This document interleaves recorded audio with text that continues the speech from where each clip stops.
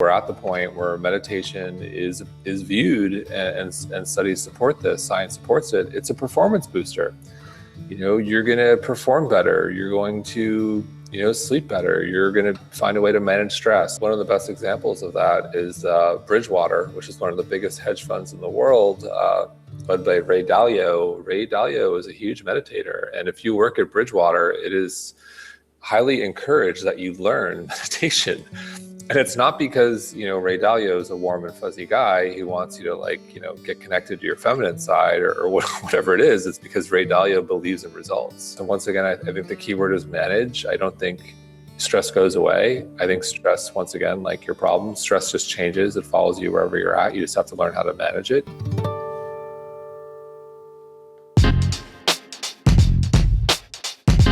Hey folks, welcome back to High Intensity Health Radio. It's Mike Mutzel here. Thanks for tuning in and sharing a little bit of your day with us. I'm super excited to have Jason Wachob with us today. He's the founder and CEO of Mind, Body, Green and the author of this great new book called Wellth, How I Learned to Build a Life, Not a Resume. So today we're going to talk about some insights that he's learned from his amazing experience in this health space and his wildly successful website, which Jason, I guess we can launch with that, about Mind, Body, Green, kind of how you got into that. I know reading through your book, it was a low back injury, which incidentally is kind of how I got into this whole space as well, discovering yoga to alleviate back pain. So maybe you can give us a little bit about your story and how you got into this alternative medicine field. Sure. So it's a story that's part of a bigger story. So I'll go back in time a little bit. So I'm 41. I went to Columbia. I played basketball there. And back in 1998, when I graduated, people either did one of three things. They went to med school if they had an aptitude for science and wanted to help people. They went to law school. Maybe they had some grades. Or they worked on Wall Street if they had neither and they wanted to make money. And I had no grades and I didn't come from money and had a bunch of school debt. So I went to Wall Street. I became a trader and saw trading as something, that could make money. You could have freedom, pay off, loans, and just really looked at money as something I really wanted. And, my second year did pretty well, made a lot of money that year, was able to pay off my school debt, bought my mom a car, had all these nice things, and had a relationship fall apart at the same time. And so I had this sharp contrast where all of a sudden I'm really successful and have money, and then was miserable because this relationship was falling apart. And so that sort of got me thinking, maybe there's something more in life. Year or so later, 9/11 happened, and that changed a lot of people's lives, including mine. And, had one foot out the door and eventually left, got the courage to leave for a healthcare startup, which didn't work out. And then another startup, which didn't work out. That left me, home at 30 and broke, living, under the roof of my mother and grandmother. So I was like, oh God, what did I do? I've gone backwards here. Right. And then, found my way out. I joined an organic chocolate chip cookie company, and we were in every Whole Foods market in the country, and got me flying a lot. So I flew 150,000 miles, almost domestic, in a year. I'm 6'7". Just think about that. Yeah, I get it. Coach seat. So it turns out old basketball injury combined with flying and also stress. I'm still living at home, struggling to survive. I met my soon-to-be wife around that time, and I'm in love, and I'm like, I can't afford a ring. And so it turns out I have 2 extruded discs in my lower back, L4, L5, S1, pressing on my sciatic nerve. So excruciating sciatica in my right leg. My right leg is like a lightning rod. It's like I can't walk. It's terrible. My wife would joke great, I'm marrying an entrepreneur and a cripple, fantastic. And so went to a doctor. He said, you need back surgery, non-negotiable. I sought a second opinion, and nothing against surgery. Surgery works, surgery saves lives, but it's just something I generally wanted to avoid. So sought the second opinion. Doctor number 2 said, same thing, you need surgery. It was almost like an afterthought. He said, maybe some therapy or yoga could help a little bit. And so I was like, you know what, I'll give this a shot. So I started doing some light restorative yoga, like 10 minutes or so at morning and at night. And over the course of a few weeks, I started to feel better. And over the course of a few months, I completely healed. So I'm fine. I never got surgery. And so throughout this process, I was like, holy cow, wow. I started looking at about like sleep online, like things like sleep, stress, nutrition, the environment, how they were all connected. And it led me to make a lot of changes in my life. And I was like, wow, everyone's got health wrong. Everyone leads you to believe it's about vanity and weight loss. And at the time I looked pretty good, but I was a mess. I was like, it's this lifestyle. It's more nuanced. It's more holistic. It's East meets West. It's this blend of mental, physical, spiritual, emotional, and environmental well-being. It's mind, body, green, one word. It's all connected. And then that was it. The rest is sort of history. That's fantastic. So in your book, you talk about belief and vision a lot. So I'm just curious. I mean, this is not necessarily a business podcast, but a lot of our listeners are health coaches, nutritionists, functional medicine practitioners, and have websites. Did you have the vision that this would take off to be one of the top 1,500 websites in the United States and multiple contributing authors, functional medicine practitioners, people like Mark Hyman and Frank Littman? Did you have that belief, or were you thinking, I'm just going to start kind of a blog and see where it goes? Talk to us about that. Sure. Yes and no. So I am a believer. I do have, I believe in big ideas. And so, I always saw this as something that could be really, really big, but didn't know how I would get there. Early on, in 2009, we officially launched. In 2007, we had the idea for it. But so 2009, we officially launched. And I remember saying to my wife, like, yeah, this will take like 6 months to figure it out. It took 3 years. Didn't pay myself salary. My two co-founders worked, kept their day jobs. They worked nights and weekends. My wife would help out. I went all in every day, 3 years, no salary. In retrospect, like, yes, I was thinking big about this idea of being like a really lifestyle media company. But in retrospect, if I would have known this was going to take 3 years, I don't know if I would have done it. But well worth it. I think a general rule of thumb for entrepreneurs out there is one, whatever you're doing always takes longer than you think. Two is, God, I have a lot to say about this subject. You have to really succeed as an entrepreneur, you have to be really comfortable with ambiguity, because no matter what stage your business is at, you are always operating without all the information you want or need. Your problems don't go away, they just change. So even though we've grown and we're like the leading health and wellness media company, and we've got big advertisers on our site, and we've got 30 employees, like, we still have problems, lots of problems. They just change. Right. That's and really so, interesting. And I think it's a metaphor for life. Like, you want to get, it's great to have goals and reach them and get there. But like, I think you're kidding yourself if you think like, if I just get this, or my business goes to this place and everything's going to be okay. Like, your problems just change. That's beautifully said. So I guess what helped you have that tenacity to stick with it for 3 years? Because a lot of people wouldn't necessarily do that. After a year, it's like, this website thing, I'm not making money. Let's kind of move on. Right. Passion. I'm a big believer in passion. I think every entrepreneur has that dark night of the soul. I think there's so few real people and real stories that really just, things just take off overnight and the rest is history. I just think that's really, really rare. I think all businesses have that. And I think when you have that dark night of the soul, when it's like, holy cow, what am I doing? It's not working. I think most people tend to give up when it's something they're not passionate about. For me, I was so passionate about this message and this idea of democratizing wellness. Like, I was like that, but what else would I do? And I just kept on going. And you just push through it. So I'm a big believer in that passion can push you through.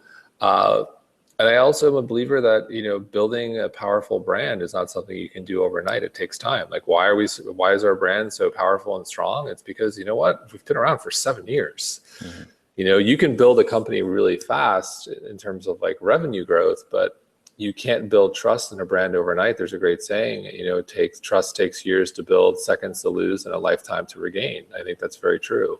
Yeah. Um, Love it. That's a great piece of advice. And one of the reasons I believe why your brand is so successful is because the content you produce is so good, and the experts that you have as guest bloggers and your revitalized summits and so forth. Yep. So I want to focus a little bit back, if we could, Jason, on some of the content and the high hit rate ideas that you've learned from people like Charlie Knowles and Mark Hyman Sure. and other guests.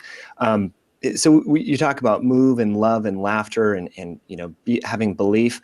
Where do you rate these in terms of hierarchy, in terms of like how they can have a positive impact on people's health? Can you kind of launch with some of the things that you've learned from these experts? Sure. There's so many great experts and nuggets. And the other thing I'll add too, like all these experts, our community is so big. We have 4,000 people who write for us. In the early days, I knew everyone. So like Charlie Knowles has been to our apartment. Like I've had dinner with Mark Hyman. Like I know it, years of building relationships, and some of these people are some of my best friends. But like, so to your point, I think it differs for everyone. I'd say, an important, one of the things the ideas I try to get across in the book is like, everyone is different. We're all unique individuals, and we change. And so, what I viewed as like an important pillar a couple of years ago is probably different from what I view today. And like, so I'll talk about like where I am today, the things that really work for me. And I think, maybe there's some learnings here for people. I think having a gratitude practice is like huge for me. I think, I live in New York, I'm an entrepreneur, I'm running a business, and, look, like I believe in setting goals and achieving things. And I think in business and in life, I think people tend to fall into two camps. One is like, I'm going to set a goal and I'm going to put my head down and I'm just going to like kick butt and like bang down that door and get it. And I love, and listen, like life is pretty simple. Like you got to do the work. Like no, not a lot of great things are accomplished just working 9 to 5. I think you have to work. And so I believe in having a strong work ethic.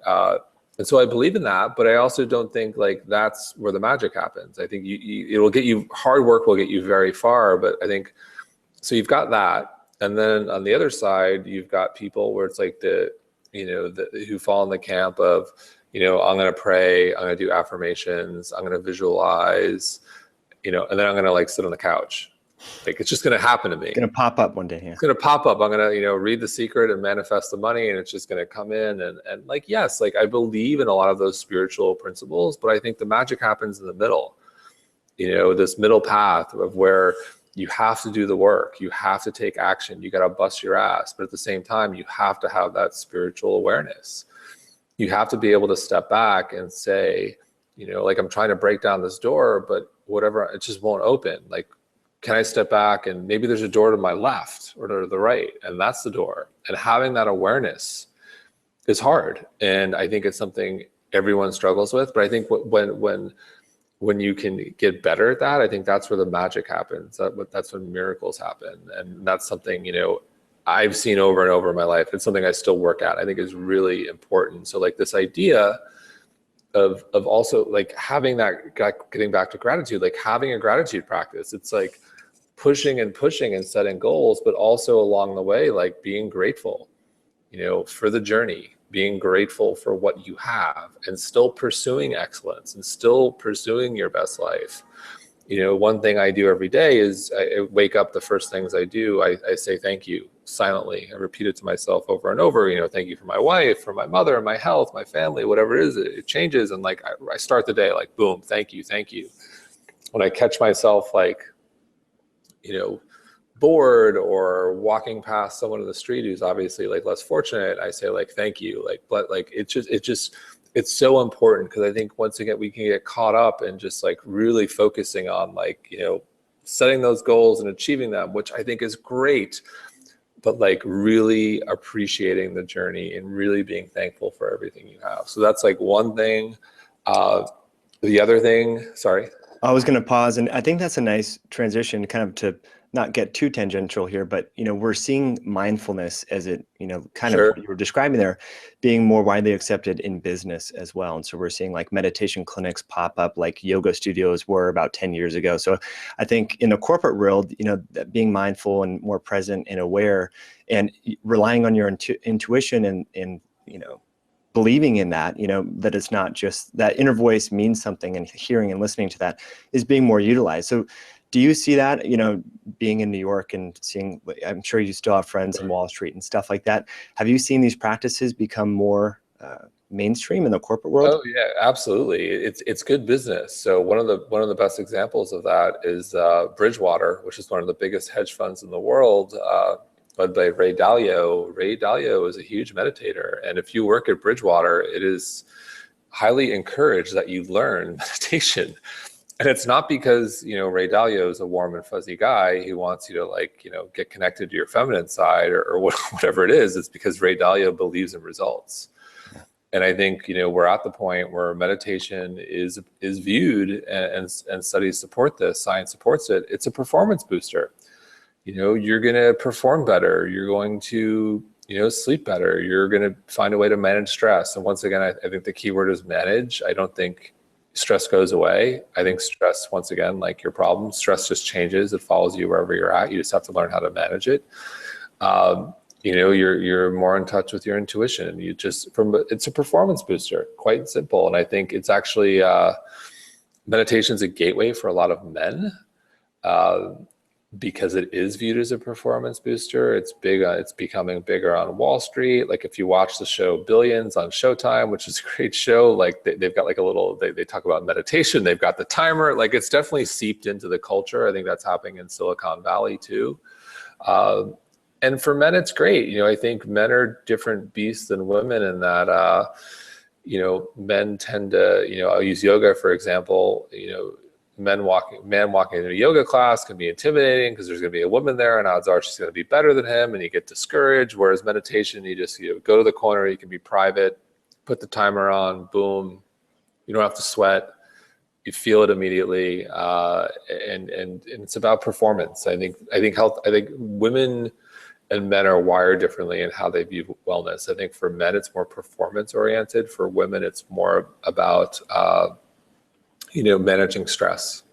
Mm-hmm. That's beautifully said. I think for some men, though, it's hard for them to learn how to meditate because they want to like force it and control it and like dive into it. But you have to almost like learn to relax and let go and let things kind of come and not judge them. So, yep. So that's hard. Absolutely. So what about the work of, again, here we are going on a tangent. I know we're going to go back to the content as well, but like people like Dan Harris and some of his books, like 10% Happier. Great.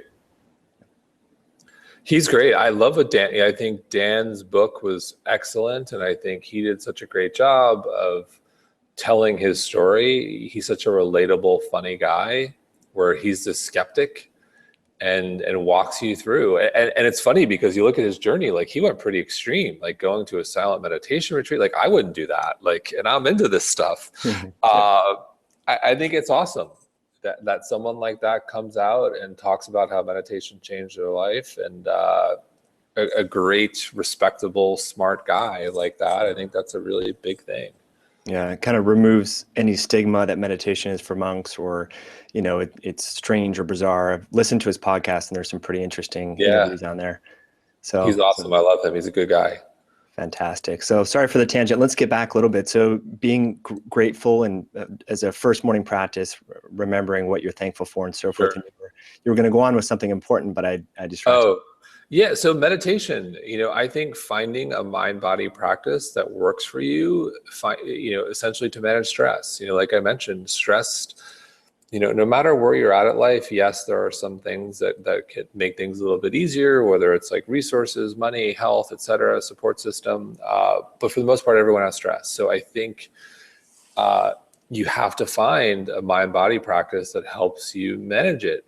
And for me, that's meditation. So, yoga changed my life. It saved me. And for a while, I started to do yoga every day. Like I couldn't get enough of it. I was like, wow, this is awesome. It changed my life. And, would go to public yoga classes all over New York every day.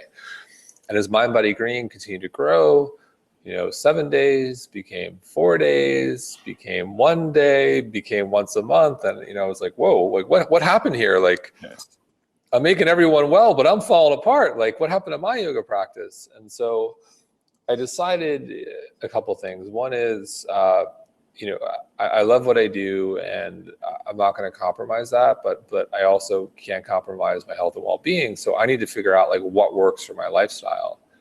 And so that evolved to, okay, I'm going to commit to doing yoga on the weekends for 15 or 20 minutes at home. And I can always do that.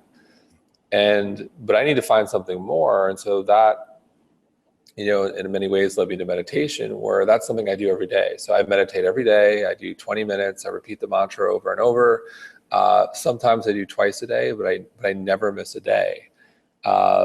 And it's been game changing, like having that mind body practice where I can go into our little meditation room in our office and just like get away for 20 minutes and do that. Like I literally feel like a fog lift.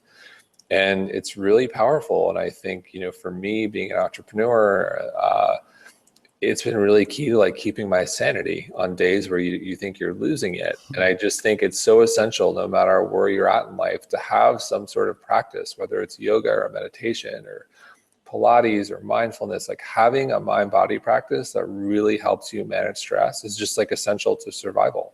Mm-hmm. Yeah, I agree 100%. I've been doing heart math for a while, then in the last year started meditating more of the Vipassana or the insight meditation. And I assume, Jason, because you're really good friends with Charlie Knowles, that you're practicing Vedic meditation. Can you talk about the different types of meditation? Yeah, so there's like 4 or 5 types. This is where I wish I had Charlie right here. He's so good. He's so articulate about describing them. So what I'll do is describe Vedic and also TM. They're basically the same thing. Essentially, it's a form of meditation where you repeat a mantra, which is essentially a word that has no real meaning, over and over in your head. And it's a way of tuning out. And so, the hang up with meditation with a lot of people, it's like focus. And that's where it's like, I can't focus, or these thoughts come in, and that's hard. And you can't, thoughts are thoughts. You can't really get rid of them. And what's great about this particular practice is it acknowledges that, where you're repeating the word over and over silently in your head. And like thoughts come in, you just say like, it's a thought, it's here. And you just go back to the mantra. Like, I'm repeating the mantra over and over. And then I think of like, a pizza, and then pizza. Okay, there's a pizza. Back to the mantra over and over and over. And so it's a way of going deep without having, knocking down the stigma of like, I have to be like super focused. And it's really powerful and it works. But once again, like, I don't think there's a one size fits all approach to this. So like Dan Harris, is a fan of mindfulness. Some people are a fan of Vipassana, silent meditation. Then there's like, meditation that's more like, breath oriented. And so all different types of practices, I encourage everyone, find what works, give a couple a test drive, and then just pick one. And like anything, stick with it. And whether it's 5 minutes or 10 minutes, just find something you like and stick with it. Yeah, that's beautiful. And that's that theme that you mentioned there is like, try it on, see if it fits, and then change it if it doesn't. You talk about that in your book when it comes to food and exercise as well. And I think that's really important because people get stuck in a rut. They're on the paleo diet, or they're vegan, or they're bulletproof, whatever the diet of the week is. They get stuck on it, and then they're not getting the results, and then they get frustrated and kind of lose hope and belief. So can you talk to us about being flexible and kind of adaptable? And like you already mentioned, people change, but any insights or sound bites that you can discuss there? Yeah, I think this idea that a one size fits all approach, especially with diet, I just think it's insane. I think for a couple of reasons. One is, we're all unique individuals. I'm 41, I'm 6'7". Like I do yoga a couple times a week. I lift a couple times a week. Like how could my diet be good for like a 17-year-old girl who runs like, 10 miles every day? Like that's insane. And so, I think it's about experimentation. I've been, vegan, I've been vegetarian, I've been hardcore paleo. Like where I am today is what I probably like a conscious omnivore, although I try to eat more plants. Like I try to eat about 80% plant-based. But I believe in that. Like I believe, and eating mostly vegetables and fruits, like you're probably going to be okay. But I believe in enjoying life. I believe in, breaking bread is this idea is like a very spiritual thing, like enjoying food. And so you should enjoy it.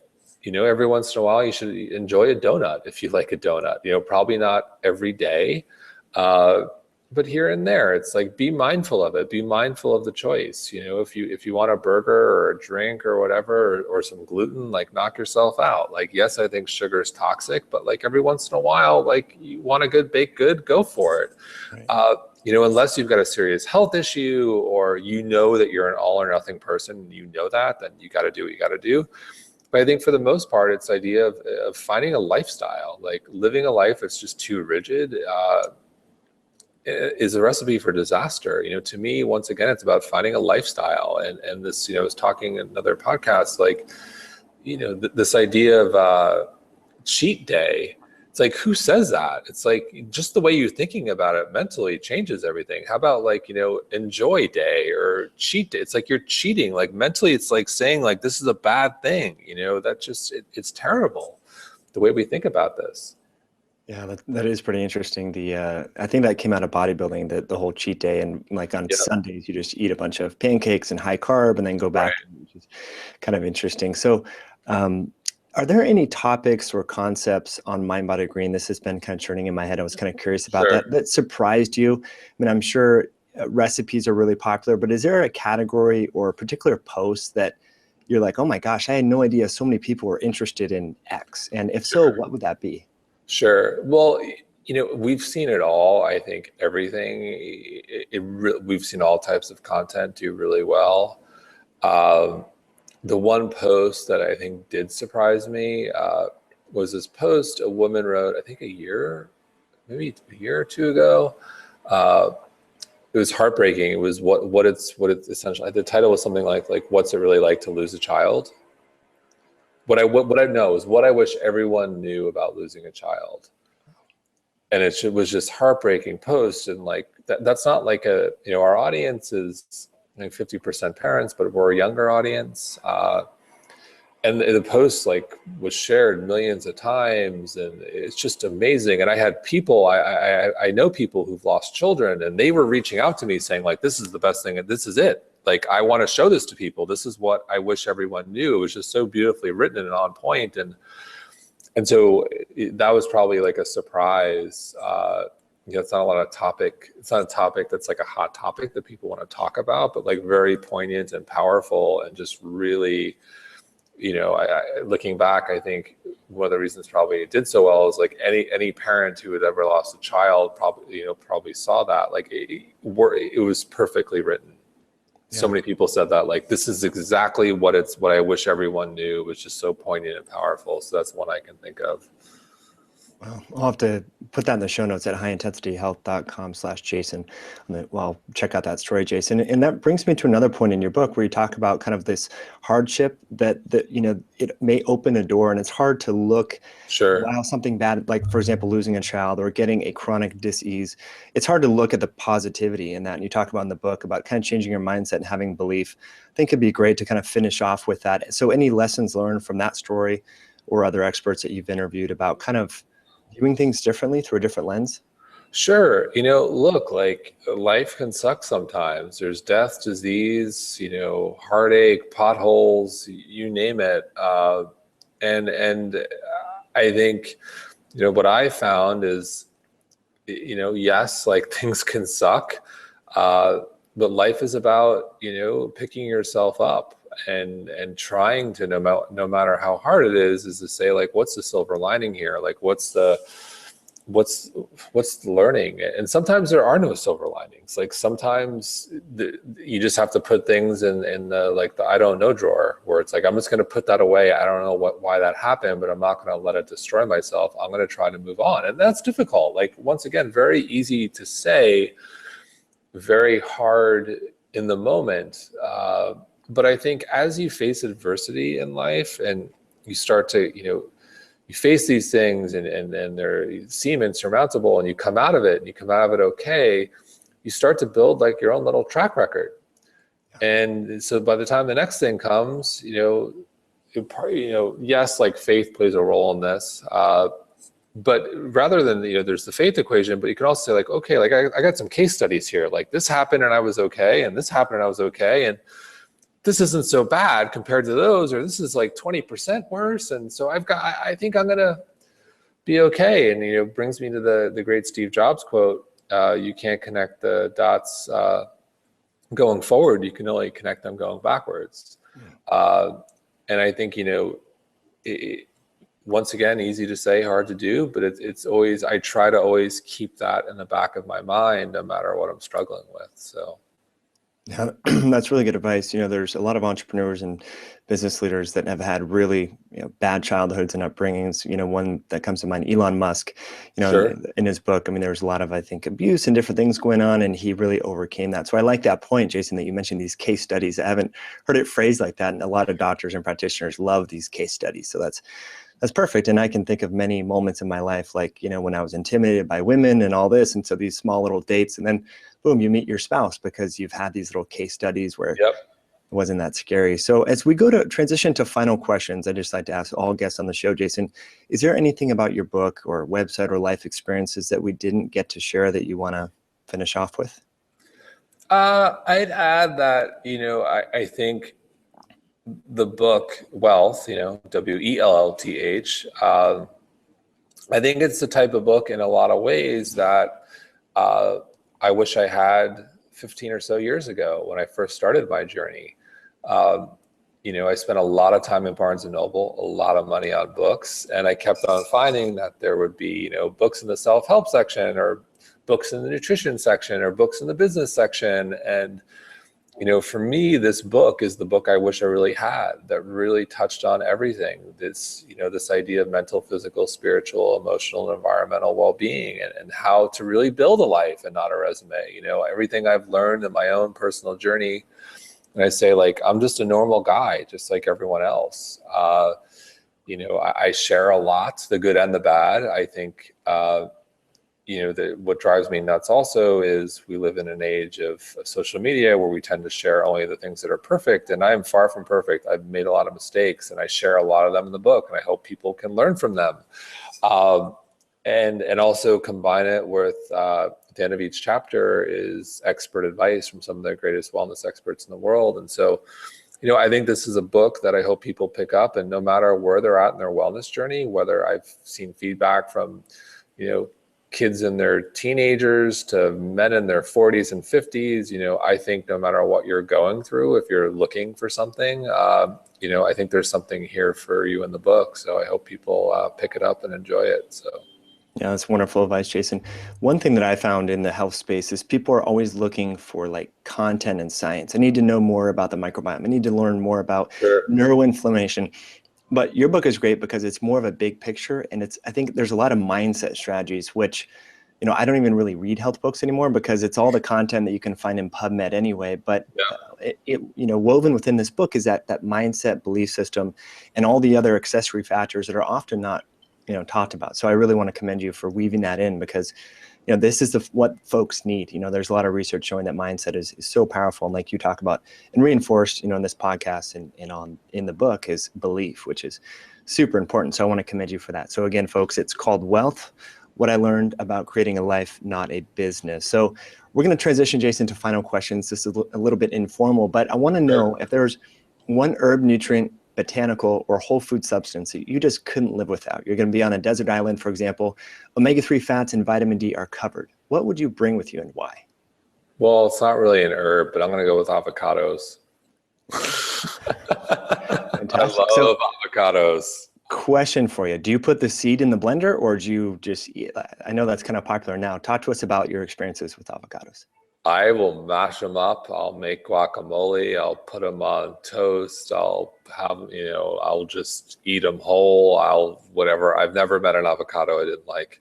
Yeah, I love it. I was with a friend over this weekend at a seminar, and we were talking about life beyond the avocado in the context of a ketogenic diet. We just love avocados, but we're like, there's got to be more to this. What else can we throw in there? So coconut oil and nuts come into the picture, but we're coming up with different ways. So I I'll love it. Keep me posted on that. Yeah. That's awesome.